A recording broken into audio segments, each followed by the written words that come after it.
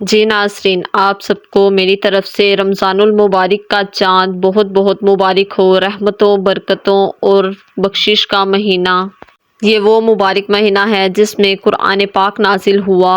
جی ناظرین، تو یہ وہ مبارک مہینہ ہے جس میں نفل کا ثواب فرض کے برابر اور فرض کا ثواب 70 گنا بڑھا دیا جاتا ہے۔ سبحان اللہ۔ اور اس مہینے میں رزق کی فراوانی بھی بہت ہوتی ہے۔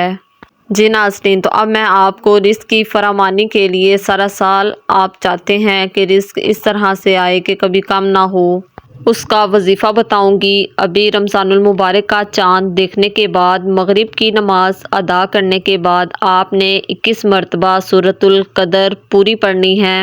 جی ناظرین، سورۃ القدر پڑھتے وقت اللہ تعالیٰ سے اپنے رزق کی فراوانی اور زندگی میں آسانی کی دعا کریں۔ نیت خالص ہو کہ آپ اللہ تعالیٰ کی رضا کے لیے پڑھ رہے ہوں۔ یہ نیت خالص ہوگی تو تبھی اللہ تعالیٰ کی رحمتیں آپ پر نازل ہوں گی انشاءاللہ۔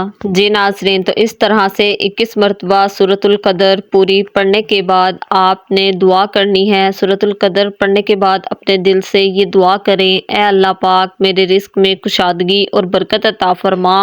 اس کے علاوہ اللہ تعالیٰ سے اپنے گناہوں کی معافی بھی مانگیں اور روزوں کی حالت میں خاص طور پر دعا کرنے کا موقع غنیمت سمجھیں۔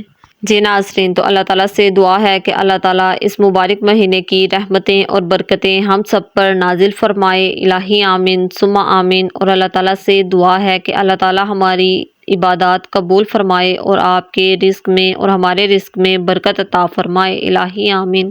جی ناظرین، اور اللہ تعالیٰ ہم سب کو اس رمضان مبارک کے سارے روزے رکھنے کی توفیق عطا فرمائے۔ الہی آمین ثم آمین۔ آپ سب کو ایک دفعہ پھر میری طرف سے رمضان المبارک کا بہت ہی مبارک مہینہ مبارک ہو۔